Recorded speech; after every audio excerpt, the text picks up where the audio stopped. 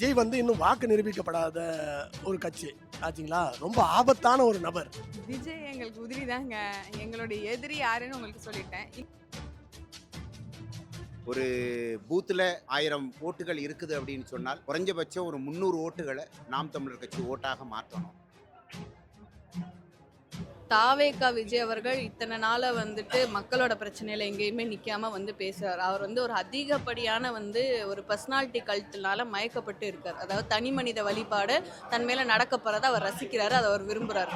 அதனால அவர் எங்க சொல்லும் போதும் கூட தான் ஒரு ஹீரோ, எனக்கு ஒரு வில்லன், இந்த ஒரு மனநிலையிலே தான் அவர் பேசிக்கிட்டு இருக்காரு. ஒரு சினிமா கவர்ச்சியால ஒரு தரிகட்ட கூட்டம் கூடுது அப்படிங்கிறத மாநில நிர்வாக குழு கலந்தாய்வு கூட்டம் ரொம்ப சிறப்பாக நடைபெற்றுச்சு. அதாவது தேர்தலில் நம்ம எப்படி கையாளணும், இந்த தேர்தல் யூகங்களை எப்படி நம்ம கொண்டு வரணும், வாக்குகளை எந்த மாதிரி நம்ம சேகரிக்கணும் அப்படிங்கிற முக்கியத்துவமெல்லாம் அன்னை இன்னைக்கு எல்லாருக்குமே ஒரு ஆசிரியராக இன்னைக்கு கற்றுக் கொடுத்தாங்க. இப்போ அவங்க அன்னை சொல்லக்கூடிய ஒரு விதம் என்னன்னா, குடும்பம் குடும்பமாக சந்தித்து அந்த மக்களோட நம்ம உறவாடி அவர்களோட உரையாடி நம்மளோட கொள்கைகளை எடுத்து சொல்லி நாம் தமிழர் கட்சின்னா என்ன, எதற்காக இந்த மண்ணுக்கும் மக்களுக்காக இந்த மரம் செடி கொடி எல்லாத்துக்காக எதுக்காக நம்ம போராடுறோம், எதுக்கு நமக்கு அவசியப்படுது அப்படிங்கிறத மக்களுக்கு எடுத்து சொல்லி அவங்கள்ட்ட நம்ம வாக்குகளை சேகரிக்கணும். ஒரு பூத்தில் 1000 ஓட்டுகள் இருக்குது அப்படின்னு சொன்னால் குறைஞ்சபட்சம் ஒரு 300 ஓட்டுகளை நாம் தமிழர் கட்சி ஓட்டாக மாற்றணும் அப்படிங்கிற பல விஷயங்களை இன்னைக்கு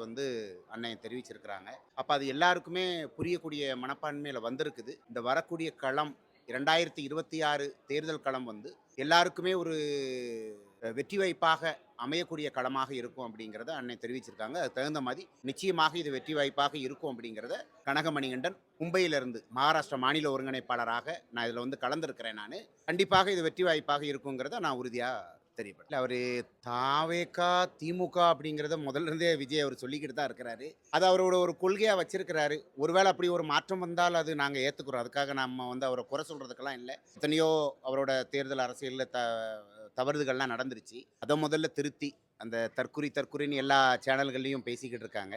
மும்பையிலேருந்து நாங்களும் பார்க்கும்போது அது எங்களுக்கே ஒரு அருவருப்பாக தான் இருக்குது. இதை விட ஒரு நாகரீக அரசியலாக அவர் நடத்தி கொண்டு வந்தால் கண்டிப்பாக அதை நம்ம வரவேற்கிறோம். குறை சொல்கிறதுக்கெல்லாம் இல்லை. யாரையுமே அரசியல் தளத்துக்கு வரக்கூடாதுன்னு சொல்கிறதுக்கான அதிகாரம் எங்களுக்கு எங்கள் அண்ணனும் கற்றுக் கொடுக்கல, எங்கள் தலைவர் தேசிய தலைவர் பிரபாகரனும் எங்களுக்கு கற்றுக் கொடுக்கல. அவர் நல்ல முறையில் அரசியல் பயின்று நல்ல மக்களுக்கான ஒரு நல்ல பணியை செஞ்சு வாராருன்னு சொன்னால் கண்டிப்பாக அது பெருமைக்குரிய ஒரு விஷயம்தான். வணக்கம். இன்னைக்கு மாநில நிர்வாக குழு கூட்டம் நடந்தது. இதில் தேர்தலை அணுக போற நாம் தமிழர் கட்சி நிர்வாக ரீதியாக எவ்வளோ வலிமையா இருக்கணும் அப்படிங்கிறதுக்கான பல ஹின்ஸு அட்வைசஸ்ன்னு சொல்லலாம், அறிவுரைகள்னு சொல்லலாம். அதை தான் மாநிலம் முழுக்க இருக்கக்கூடிய நாம் தமிழர் கட்சியினுடைய நிர்வாகிகளுக்கு முக்கிய அழைப்பாக விடுத்து அங்கங்கே இருக்கக்கூடிய மாநில நிர்வாகிகள் இங்கே தலைமையில் வகிக்கக்கூடிய நிர்வாகிகளோட எப்படி ஒத்துழைப்போடு இருந்து தேர்தலுக்கான பணிகளை முன்னெடுக்கணும் அப்படிங்கிறதுக்கான அறிவுரைகள் தான் கொடுக்கப்பட்டது. அதை தாண்டி வரக்கூடிய நாட்களில் நம்ம பெரும் பெரும் நிகழ்வுகளை முன்னெடுக்க இருக்கோம். தண்ணீர் மாநாடு, கடலம்மா மாநாடு, தலைவரனுடைய பிறந்த நாள், தலைவரனுடைய மாவீரர் நாள், அதற்கு பிறகு நம்மளுடைய February 7க்கான ஒரு மாபெரும் திருவிழா இருக்குது. அதனால் அது எல்லாத்தையும் குறித்து ஒரு நட்சலாக சொல்லியிருக்காங்க. அதற்கப்புறம் மாணவர் இளைஞர், தகவல் தொழில்நுட்பம், அதுக்கப்புறம் மகளிர், இவங்க எல்லாரையும் ஒருங்கிணைச்சு ஒரு மிகப்பெரிய கூட்டம் இருக்குது அப்படிங்கிறதையும் பதிவு செஞ்சுருக்காங்க. அதை குறித்தான தகவல்கள் தான் இன்னைக்கு பரிமாறப்பட்டது. விஜய் எங்களுக்கு உதிரி தாங்க. எங்களுடைய எதிரி யாருன்னு உங்களுக்கு சொல்லிட்டேன். இனிமேல் ஒவ்வொரு தனி மனித கட்சிகளுக்கும் இல்லை தனி மனிதருக்குமான இடையிலான போட்டியே கிடையாது. இனிமேல் தத்துவத்திற்கு இடையிலான போட்டி அப்படிங்கிறத மக்களை உணர தொடங்கிட்டா தமிழ் தேசியத்துக்கும் திராவிடத்துக்குமான போட்டி அப்படிங்கிறத எல்லோரும் உள்வாங்குவாங்க அப்படின்னு அண்ணன் பேசுனது அப்படின்னா, இந்த குழுவுக்கான சில தேர்தல் ஆலோசனைகள், தேர்தலை நாம எப்படி முன்னெடுக்கணும், நமக்குள்ள பிரிவினைவாதங்கள் இருக்கக்கூடாது. ஏற்கனவே தமிழ் இனம் வீழ்ந்தது தன்னின பகையால் தான். அதனால நமக்கு போட்டி இருக்கணும், பொறாம இருக்கக்கூடாது அப்படிங்கிற விஷயங்களையும் ஒவ்வொரு பொறுப்பாளர்களும், ஒவ்வொரு வேட்பாளர்களும், ஒவ்வொரு குழு நிர்வாகிகளும் இதை உணர்ந்து அவரவர் இடங்கள்ல அவங்கவுங்க வெற்றி பெறது எப்படின்னு யோசிக்கணும். இதுல எந்த நெருடலும் இருக்கக்கூடாது, எந்த தயக்கமும் இருக்கக்கூடாது. ஒரு என்ன சொல்றது, கோமாளிக்கு மட்டும் இல்ல, சினிமா கவர்ச்சிக்கு மட்டுமல்ல, போராளிக்கும் வெற்றி சாத்தியம்தான் அப்படிங்கிறத உங்களுடைய ஒவ்வொரு செயல்பாடுகளும் உரைக்கணும், அந்த வெற்றி கனியை நம்ம பறிக்கணும் அப்படின்னு சொன்னோம். அதாவது அவங்க வந்து அவங்க பெரிய ஆட்கள், நாங்கள் வந்து மற்றவங்க எல்லாம் எங்களை விட சின்னவங்க தான், இன்னைக்கு பெரிய பூதமாக இருக்கிறது தமிழ்நாட்டில் டிஎம்கே தான், அதுக்கு அடுத்தபடியாக பெரிய பூதமாக நாங்கள் தான் வந்து நிற்க போகிறோம் அப்படின்னு அவங்க வந்து அவங்கள உயர்த்தி பிடிக்கிறாங்க அப்படின்னு தான் பார்க்க முடியுது.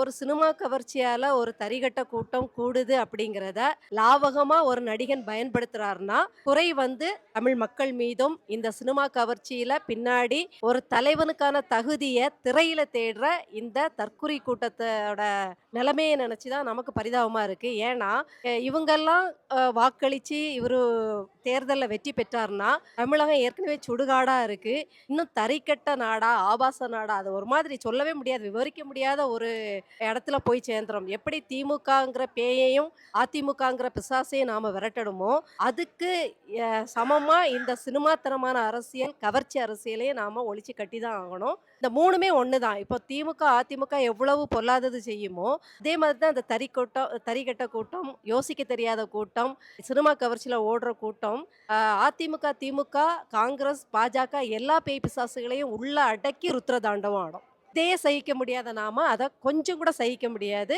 அதனால அது ஒரு பேர் ஆபத்து தமிழகத்திற்கு. இன்னைக்கு இந்த கலந்தாய்வோட நோக்கம் வந்து 2026 தேர்தலுக்கான பணி சம்பந்தமான ஒரு கலந்தாய்வு. அண்ணன் பல விதமான பணிகளை வந்து பொறுப்பாளர்களுக்கு ஒப்படைச்சிருக்காங்க. அதில் குறிப்பாக சொல்லணும்னு பார்த்தீங்கன்னா, மக்களிடத்துல போங்க, மக்களுடன் இருங்க, மக்களோட துன்பத்தில் பங்கெடுங்க, மக்களோட சில பிரச்சனைகள், என்னென்ன பிரச்சனை அடிப்படை பிரச்சனை இருக்குதோ அதை கையில் எடுங்க, அவங்களுக்கு உதவியாக நில்லுங்க, அப்போ தான் மக்கள் நம்ம கூட நிற்பாங்க அப்படின்னு சொல்லியிருக்காங்க.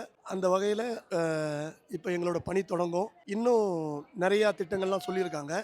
அதில் குறிப்பாக சொல்லணும்னு சொன்னால், இப்போ இந்த தேர்தலில் யாரையும் அவர் ஒழிக இவர் ஒழிக அப்படின்னு சொல்கிறத விட்டுட்டு நீ வாழ்க அப்படின்னு அப்படின்ட்டு சொல்கிறாங்க.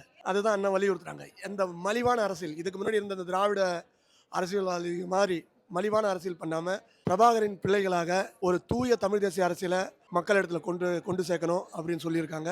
அதில் நாங்கள் உறுதியாக இருக்கிறோம். அண்ணன் சொல்லுக்கு இணங்க செயலில் இறங்குவோம். இப்போ இதுதான் இப்போ ரஜினி ஒரு படத்தில் சொல்கிற மாதிரி தான், மன்னன் படம்னு நினைக்கிறேன், 1 பெருசா 2 பெருசா அப்படின்னாரு. ஒரு குழந்தைகிட்ட 1 மிட்டாய் வேணுமா 2 மிட்டாய் வேணுமா கேட்டால் எப்படி சொல்லுவோம், அந்த மாதிரி நாங்கள் தான் எப்பயுமே பெருசு. இது வந்து எங்களுக்கு புரியாது. நாங்கள் இப்போ விஜய் கட்சி நீங்கள் சொல்கிறீங்க, அதே மாதிரி திமுக அதிமுக இவங்க எல்லாமே இங்கே வாக்கா பார்க்குறீங்க. இங்கே நிரந்தர வாக்குன்னு எந்த கட்சிக்குமே கிடையாது. விஜய் வந்து இன்னும் வாக்கு நிரூபிக்கப்படாத ஒரு கட்சி ஆச்சுங்களா, ரொம்ப ஆபத்தான ஒரு நபர். விஜய் வந்து இன்னும் வாக்கு நிரூபிக்கப்படாத ஒரு கட்சி ஆச்சுங்களா, ரொம்ப ஆபத்தான ஒரு நபர். எந்த செயல் திட்டமும் இல்லாமல், எந்த மக்கள் பணியும் எந்த எதிர்கால திட்டங்களும் இல்லாமல் ஒரு அரசியலை முன்னெடுக்கிறாரு. மிகப்பெரிய ஆபத்து. தமிழக இளைஞர்களை வேற திசையில கொண்டு போவோம். இன்னைக்கு இந்த கஞ்சா, இந்த அபின் இதோட நின்ன ஒரு பண்பாடு கலாச்சாரம், தமிழ்நாடு கலாச்சாரம், நாளைக்கு விஜய் போன்றவர்கள் வந்தாங்கன்னா நம்ம இளைஞர்கள் கெட்டு சீரழிஞ்சு போவாங்க. எந்த நோக்கமும் கிடையாது. போன தடவை முதலமைச்சர் நடிகராக இருந்தவர்கள் முதலமைச்சர் ஆகலையா அப்படின்னு கேட்டாங்கன்னா, அவங்கெல்லாம் அரசியலில் இருந்து, ஜெயலலிதாவை நீங்கள் உதாரணத்துக்கு எடுத்துக்கிட்டா கூட, ஜெயலலிதா ஏற்கனவே நியமன நாடாளுமன்ற உறுப்பினராக இருந்தாங்க. அதே மாதிரி மக்கள் திலகம் எம்ஜிஆர் பார்த்தீங்கன்னா காங்கிரஸ் தொட்டு, அதுக்கு பிறகு திராவிட இயக்கம், அப்புறம் திராவிட முன்னேற்ற கழகம், அப்புறம் இப்படி தான் வந்தாங்க படிப்படியாக. அதனால் அவங்களுக்கெல்லாம் தார்மீக உரிமை இருக்குது. குறைஞ்சபட்சம் போராட்டம் இந்த மாதிரிலாம் போயிருக்காங்க. மக்கள் மீது அக்கறை இருக்குது. நீங்கள் பார்த்தீங்கன்னா அவங்களுக்கு தெரியும், இந்த ஊரில் என்ன பிரச்சனை, அந்த தெருவில் என்ன பிரச்சனை அப்படின்னு அவங்களுக்கு தெரிஞ்சிருக்கும். அப்படி தெரியாத பட்சத்தில் அவங்க நிர்வாகிகளை நேரடியாக தொடர்பு கொண்டு கூட பேசி அந்த பிரச்சனையை தெரிஞ்சு வச்சுருந்தாங்க. அந்த மாதிரி தலைவர்கள்லாம் இருந்தாங்க. ஆனால் விஜய்கிட்ட நீங்கள் போய் கேட்டிங்கன்னா, நீங்கள் திடீர்னு விஜய்கிட்ட மொத்தம் தமிழ்நாட்டில் எத்தனை சட்டமன்ற தொகுதின்னு கேட்டால் தெரியாது, முடிச்சிடுவார். இந்த மாதிரி ஒரு தலைவர்கள் வந்து இப்போ நம்ம அடிக்கிற அடி விஜய்க்கு வருங்காலத்தில் இந்த மாதிரி தற்குறிகள் அரசியலில் இந்த முதலமைச்சர் ஆசை. தமிழ்நாட்டில் என்னன்னா, யார் வந்தவங்களாம் முதலமைச்சர் ஆயிடலாம். இந்த காலங்களில் நம்ம இனத்தை சாராதவங்கள்ட்ட நம்ம அரசியலையும் அதிகாரத்துவம் கொடுத்துட்டு உள்ள நிற்கிறோம். இன்றைக்கி நம்ம சொந்த இனம்னு சொல்லிட்டு ஒன்றும் தெரியாத தற்குறி கூட்டம் வந்துக்கிட்டு இருக்கு. எச்சரிக்கையாக இருக்கணும். இதுதான் என்னோட இதுவலாக இருக்கும். புவி வெப்பமயமாதலுக்கான எல்லா காரணிகளும் இன்னையோட நிறுத்திக்கிட்டா கூட இந்த புவி தன்னோட இயல்பு நிலைக்கு வர்றதுக்கு 150 ஆண்டுகள் ஆகும்னு சொல்றாங்க. அப்ப இந்த நூற்றாண்டுலயும் வரப்போற 22ஆம் நூற்றாண்டுல நம்ம எவ்வளவு பெரிய இயற்கை பேரிடரே நெருக்கடியை சந்திக்க போறோன்றத நம்ம இந்த ஒரு விஷயத்துல இருந்தே நம்ம புரிஞ்சுக்க முடியும். அப்படி இருக்கும்போது சூழலியல் சார்ந்த அரசியல் நம்ம எப்படி பேசாம இருக்க முடியும்? தண்ணீர் மாநாடு பத்தி விமர்சனம் பண்றீங்க. ஒரு அன்னைக்கு இருந்த மனிதனுக்கும் இன்னைக்கு இருந்த மனிதனுக்கும் வந்து ஒரு அன்றாடம் வந்து ஒரு 3 லிட்டர் தண்ணி அவசியப்படுதுன்னு வச்சுக்கோங்களேன். அன்னைக்கு குளத்துல இருந்து குடிக்கும் போது வந்துட்டு அங்க குளத்துல தண்ணி நிரம்பிக்கிட்டே இருக்கும், நம்ம குடிப்பா, அது ஒன்றும் தீர்ந்து போயிட போறது கிடையாது. ஆனா இன்னைக்கு நம்ம எப்படி தண்ணி குடிச்சிட்டு இருக்கோம்? 20 ரூபா ஒரு லிட்டர் பாட்டில், அந்த விலைக்கு வாங்கி குடிச்சிட்டு இருக்கோம். நம்ம அதை 1 லிட்டர் தண்ணி 20 ரூபான்னு நினைக்கிறோம். ஆனா நீர்நிலைகள்ல இருந்து ஆரோக்கியமா இலவசமா நமக்கு கிடைச்சிட்டு இருந்த தண்ணீர் இன்னைக்கு ப்ராசஸ் பண்ணப்பட்டு அந்த வடிவமைப்பு கொண்டு வந்து பாட்டில் அது இதுன்னு சொல்லி சுகாதாரம் அப்படி இப்படின்னு சொல்லி நமக்கு பாட்டில இன்னைக்கு தண்ணி குடிக்கிறோம். ஆனா அந்த 1 லிட்டர் பாட்டில், அந்த பாட்டிலை உருவாக்குறதுக்கு 6 லிட்டர் தண்ணி நம்ம செலவு பண்ணிக்கிட்டு இருக்கோம். புரியுதுங்களா? அப்ப இந்த சூழல் தொடர்ந்துட்டே இருந்துச்சுன்னா இது எங்க போய் முடியும்? அப்ப நாளைய தலைமுறைக்கு எப்படி தண்ணீர் இருக்கும்? இன்னொரு விஷயம் என்ன அப்படின்னா, உலக நாடுகள் எல்லாமே நீர்வளத்தை சம்பந்தப்பட்ட அரசியலுக்கு மாறிடுச்சு. யுஎஸ்ஏ வந்து இன்னைக்கு வந்து இமிகிரன்ட்ஸ் அவங்க நாட்டுக்குள்ள, அதாவது வெளிநாட்டவர் அவங்க நாட்டுக்குள்ள வந்து வேலை செய்யறது, தங்குறது, குடியுரிமை பெறுறது, குடும்பத்தை கூட்டுறது, இதை பத்தியெல்லாம் வந்து கடுமையான நிபந்தனைகளை வச்சிருக்காங்க. இதுக்கு வந்து பல உலக அரசியல் காரணங்கள் இருக்கு. அதில் மிக முக்கியமான இன்னொரு காரணங்கள் இருக்கு. என்ன இருக்குன்னா, இந்த மேலை நாடுகள் எல்லாமே வந்து தன்னோட நாட்டில் இருக்க நீர்வளத்தை தக்க வச்சுக்கணுன்றதை முடிவு பண்ணிட்டாங்க. இப்போ என்னோட ஊர் மதுரை. என்னோட மதுரையில் இருக்கிற ஒரு கிராமத்தில் ஒருத்தர் வாழ்றாருன்னா அவர் ஒரு நாளைக்கு அவரோட லைஃப் ஸ்டைலில் எத்தனை லிட்டர் தண்ணீரை பயன்படுத்துவார், மறை நீராக விர்ச்சுவல் வாட்டராக வந்து அவங்க எவ்வளோ பயன்படுத்துவாங்கிறதுக்கு ஒரு கணக்கு இருக்குது. அவரே மதுரையில் நகர பகுதிக்கு வந்தால் எவ்வளோ பயன்படுத்துன்றப்ப அந்த தேவை வந்து அதிகரிக்குது. இவர் சென்னைக்கு வந்து அந்த தேவை அதிகரிக்குது. இப்படியே வந்து வெளிநாட்டிலேருந்து ஒருத்தர் வந்து யூஎஸ்ஏல வந்து வேலை பார்க்கும்போது அந்த நாடு என்ன நடக்குன்னா, அந்த வேலை பார்க்குறவங்க இங்கே கூட்டு வந்தலாம், அவன் இங்கே இருக்க தண்ணியை அவன் பயன்படுத்துவான், இங்கே இருக்கிற பொருட்களை அவன் பயன்படுத்துவான். அப்போ அந்த பொருட்களுக்கு பின்னாடி எத்தனை லிட்டர் மறை நீரை நம்ம கொடுக்க வேண்டியிருக்கோம். அப்போ அவர் நாளைக்கு குடும்பத்தை கொண்டுட்டு வந்துட்டார்னா அந்த ஒரு நபரை நம்ம வேலைக்கு அமர்த்துறதுனால, அவரோட குடும்பத்தை இங்கே கொண்டுட்டு வர்றதுனால, அவர் இங்கே இருக்கிறனால ஒரு ஆண்டுக்கு இவங்களுக்கு நம்ம எத்தனை லிட்டர் தண்ணியை நம்ம கொடுக்க வேண்டியிருக்கோம். அது எதுக்கு? அவங்க சம்பளம் கூட கொடுத்தோம்னா நீங்கள் அந்தந்த நாட்டில் இருங்கன்னு சொல்கிறாங்க. அப்போ இந்த அளவுக்கு அவங்க யோசிக்கிறாங்க. இப்போ நம்மளோட வளம் எல்லாமே வந்து சுரண்டப்படுது. பக்கத்தில் இருக்க சொமாலியா நாடு இதெல்லாம் கடந்த தசாப்தங்களே சந்திச்சிருச்சு. இன்னைக்கு சொமாலியாவில் அங்கே இருக்கிற நீர்நிலைகள் எப்படி இருக்குன்னா நம்ம நினச்சி கூட பார்க்க முடியாது. ஐயோ சாக்கடை அப்படின்னு நம்ம எந்த நீர்நிலையை பார்த்து மூக்கை பொத்திட்டு போவோமோ அந்த மாதிரி நீர்நிலை மட்டும்தான் அவங்ககிட்ட இருக்குது. இந்த மேலை நாடுகளும் உலக அமைப்புகளும் என்ன சொல்லுது? புழு நிறைய தனியாக இருக்கா, அவனால் குடிக்க முடியாது, நாங்கள் வேணா ஒரு ஃபில்டர் போட்டு கொடுத்துறோம், நீ வடிகட்டி குடிச்சுக்கோன்னு சொல்லுது. இந்த பேசி முடிச்சதுக்கப்புறம் நம்ம சாப்பிடணும், அதுக்கப்புறம் போய் தண்ணி குடிக்கணும். இதெல்லாம் உயிர் தேவைகள். இதை நம்ம தவிர்த்துட்டு வந்து ஒரு அரசியலை இந்த மண்ணில் செய்யவே முடியாது. இந்த மரங்களுக்கு மாநாடு போகிறோன்னா, மரங்களே இந்த புவியில் மனிதர்களே இல்லாத காலங்களில் கூட மரம் இருந்துச்சு. எந்த மனிதரும் இல்லைனாலுமே வந்து இந்த புவி வந்து நல்லா இருக்கும், இந்த மரங்கள் எல்லாமே இருக்கும். ஆனால் மரம் இல்லாட்டி மனிதன் தான் வந்து வாழ முடியாது. அப்போது மரத்துக்கு மனிதர்களோட தேவை விட மனிதர்களுக்கு தான் இந்த மரம் தேவை. இந்த எக்கோசிஸ்டமில், இந்த சூழலியல் சுழற்சியில் மனிதன் மையத்தில் இருக்கான். எல்லா உயிரையும் அழிக்கக்கூடிய வல்லமே அவனுக்கு இருக்குது. அதே நேரத்தில் எல்லா உயிர்களையும் காப்பாற்றி அரவணைச்சு இந்த புவியை இந்த உலகத்தை காப்பாற்ற வேண்டிய பொறுப்பு அந்த மனிதனுக்கு தான் இருக்குது. அப்போ அந்த பொறுப்புணர்வு நமக்கு இருக்கிறதுனால நம்ம சூழலியல் எவ்வளோ முக்கியம் அப்படின்றத நம்ம பேசுகிறோம்.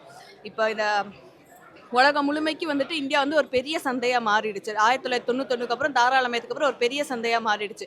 இங்கே நம்ம நிறைய குப்பைகள் கொட்டப்படுது, பிளாஸ்டிக் கழிவுகள், அது எல்லாமே இருக்குது. அதில் எவ்வளோ வந்து எரிக்கப்படுது, எவ்வளோ மறுசுழற்சிக்கு கொண்டு போகிறாங்க, எவ்வளோ வந்து கணக்குக்கே வராமல் இருக்குது, இது எல்லாத்தையுமே நம்ம பார்க்குறோம். இன்னொன்று என்ன சொல்கிறாங்கன்னா, வர்ற பிளாஸ்டிக் குப்பைகளில் எதோட பர்சன்டேஜ் அதிகம்னு பார்க்கும்போது இந்த பேக்கேஜிங் இருக்கு இல்லையா, வெளிநாட்டு பார்சல், இம்போர்ட்டடு, அமேசானில் எங்கேருந்து வேணாலும் நமக்கு இங்கே வந்துடும். அப்போ ஒவ்வொரு தடவையும் எத்தனை அட்டைப்பட்டி, எத்தனை டேப் சுற்றி வருது, எத்தனை வாகனத்தை தாண்டி வருது. அப்போ இந்த மாதிரியான ஒரு மனப்பான்மை இருக்கும்போது இந்த பேக்கேஜிங், லாஜிஸ்டிக் சம்மந்தப்பட்ட குப்பைகள் தான் வந்துட்டு நிறைய தேங்கி நிற்கிது. அப்போ இதை நம்ம பேசும்போது அப்போ தாராளமய அரசியலை பேச வேண்டியது இருக்குது. எதுக்காக பேசணும்னா சூழலியலை காப்பாற்றுறதுக்காக பேச வேண்டியது இருக்குது. மனிதன் இல்லாமல் மரம் வாழ முடியும், மரம் இல்லை அழிச்சிட்டோம் அப்படின்னா மனிதனால் வாழ முடியாது. அப்போ நம்ம மரத்தை பாதுகாக்க வேண்டிய அரசியலை பேசணும். இப்பயும் நம்ம சுயநலமாக தான் பேசுகிறோம், மரம் இல்லைன்னா நம்ம இல்லை, அதுக்காக தான் பேசுகிறோம். தாவேகா விஜய் அவர்கள் இத்தனை நாளை வந்துட்டு மக்களோட பிரச்சனையில் எங்கேயுமே நிற்காம வந்து பேசுகிறார். அவர் வந்து ஒரு அதிகப்படியான வந்து ஒரு பர்சனாலிட்டி கல்ட்டுனால மயக்கப்பட்டு இருக்கார். அதாவது தனி மனித வழிபாடு தன் மேலே நடக்க போகிறத அவர் ரசிக்கிறாரு, அதை அவர் விரும்புகிறார். அதனால அவர் எங்கே சொல்லும் போதும் கூட தான் ஒரு ஹீரோ, எனக்கு ஒரு வில்லன், இந்த ஒரு மனநிலையிலே தான் வந்து அவர் பேசிக்கிட்டு இருக்காரு. அவர் வந்துட்டு மற்ற கட்சிகளை கவனிக்கிறாரோ இல்லையோ, ஒதுக்குறாரோ இல்லை தவிர மக்களோட பிரச்சனைகளையாவது குறைஞ்சபட்சம் கவனிக்கணும். அதெல்லாம் கவனிச்சிருந்தாலே வந்து ஒரு மக்களுக்கான அரசியலை செய்வார். அவர் வந்து நம்மளை கண்டுக்கணும், நம்ம ஒன்றும் கேட்க போறது கிடையாது. அவங்க சொல்லித்தான் நம்ம மக்களுக்காக நிற்கிறோன்றது தெரிய வேண்டியதில்லை. விஜய் அவர்களுக்கு நம்ம சொல்றதுன்னா, நீங்க எங்களை கவனிங்க, கவனிக்காம போங்க, அது பிரச்சனை இல்லை. நீங்க மக்களுக்காக வர்றேன் நீங்க சொல்லிட்டீங்கன்னா அந்த வார்த்தைக்காக மக்கள் பிரச்சனையாவது குறைஞ்சபட்சம் கவனிங்க, அதை பத்தியாவது பேசுங்க அப்படின்னு சொல்றோம். தாவேக்காக்கும் திமுகவுக்கு தான் போட்டி அப்படின்னா, திமுக செய்யற எந்த சீர்கேடுக்கு நீங்க பதில் வச்சிருக்கீங்க? அவங்களோட எந்த தவறுக்கு நீங்க வந்துட்டு அதை குற்றம் சாட்டி அதை பத்தி நீங்க பேச போறீங்க? அதை எங்கேயுமே சொல்லவே இல்லை. அண்ணன் கலந்தாய் வந்து 2026 தேர்தலை நோக்கி போயிட்டு இருக்கு. அதுக்கு நாங்கள் களப்பணி என்ன செய்யணும், அது எவ்வாறு வந்து நம்ம வந்து செயல்படுத்தணும், கிளையெல்லாம் கிராமம் அது எப்படி அந்த கிளையை கட்டமைக்கணும், வாக்கு எப்படி வாங்கணுன்றதை சொன்னார். ரெண்டாவது இந்த வந்து நமக்கு எதிரின்றது யாருமே கிடையாது. நம்ம வந்து நம்ம தான் வந்து மற்றவங்களுக்கு எதிரியாக இருக்கும். எல்லாரும் ஒரு பக்கமாக இருக்காங்க, நம்ம ஒரு பக்கமாக இருக்கோம். சொல்கிற மாதிரி அதிமுக திமுக இந்த மாதிரி ஒருத்தருக்கு ஒருத்தர் அவங்க பேசிட்டு இருப்பாங்க, புதுசாக வரவங்களும் பேசிட்டு இருப்பாங்க. அந்த மாதிரிலாம் ஒன்றும் கிடையாது. தமிழ் தேசிய அரசியலும் தமிழ் தேசியமும் அவங்க திராவிடம் தான் நமக்கு தான் வந்து போட்டியாக இருக்குன்னு சொல்லி இதை நோக்கி தான் போயிட்டுருக்கோம். வருகிற பிப்ரவரி 7ஆம் தேதி வந்து திருச்சியில் மாநாடு கூட்ட போகிறோம். அந்த மாநாடை பற்றி அண்ணா எப்படி நம்ம செய்யணும், எப்படி வரணும் அப்படின்னு சொல்லி அதை பற்றி சொல்லி அவர் அப்படி தாங்க பேசிகிட்டு இருப்பார். அவர் வந்து கொள்கை இல்லாமல் அப்படி தான் பேசிட்டு இருப்பார். அதாவது என்னென்னா, எங்களுக்கே வந்து ஒரு சந்தேகம் இருக்குது. அவங்க வந்து இது வந்து ஏற்கனவே வந்து கமலஹாசன் வந்து வந்தார்ல, வந்துட்டு டிவியெல்லாம் போட்டு உடைச்சார், உடச்சு திரும்ப போய் ஒரு எம்பி சீட்டுக்காக போய் நின்றார். அந்த மாதிரி திமுகவால் உருவாக்கப்பட்டு தான் விஜய்னு சொல்லி எங்களுக்கு ஒரு சந்தேகம் இருக்குது. அப்படி வந்து இவங்க வந்து வெளியே சண்டை போட்டுக்கிற மாதிரி உள்ளுக்குள்ளே கூட பேசிகிட்டு இருக்கலாம். ஒரு பேச்சு வந்து அதிமுகவோட கூட்டணின்னு சொல்லி பேசிட்டாங்க. இப்போ நான் தான் முதல்வர் பண்ணி எதை பேசியிருக்கேன். அதெல்லாம் வந்து பொருட்படுத்த வேண்டிய தேவையே இல்லை. அது வந்து ஒரு சினிமா மோகத்தினால வர இது ஒரு கொஞ்ச நாளைக்கு பேச பொருளாக இருக்கும், அவ்வளோதான். இது வந்து ஒரு கொள்கை இல்லாத ஒரு கட்சி. அது அவங்கள பற்றி நம்ம பேச வேண்டிய தேவையும் கிடையாது. எப்பயுமே நம்ம தமிழ் தேசியம் பற்றி தான் நம்ம பேசணும். நமக்கு எது யாருன்றது நமக்கு தெரியுது. நம்ம களமாடணும் என்னவோ அதை செய்யும். மற்றபடி இந்த மாதிரி இடையில வரதெல்லாம் வந்து நம்ம பெருசாக நம்ம எடுத்துக்க வேண்டிய தேவையே கிடையாது.